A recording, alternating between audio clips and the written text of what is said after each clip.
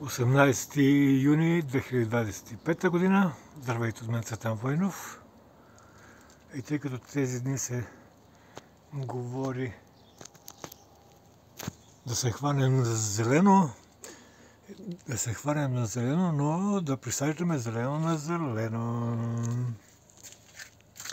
Имаме каленчета на тази лоза тръгнали. Тук едно се чуди, но е забелило пъпката. Тук даже се опитва да прави реса, а тук вече е зелено на зелено. Това е от бай Георги калемче, което взех, когато пресаждахме на 6 юни при него набързо.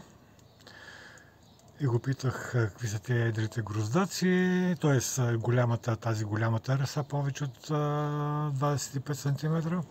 Той каза, че брави си го, взе го и го папнаха и тук. Вчера на ден пъпката е разпукала вече и се опитва да тръгне. Интересното е, че когато присаждам зелено на зелено, винаги опаковам целия калем и да остане само пъпчицата, която да вижда слънцето.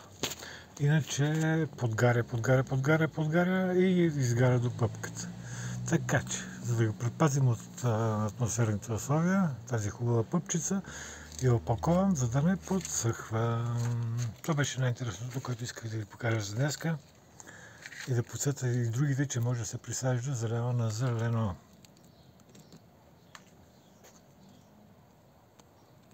Да го снимаме. Така, браво.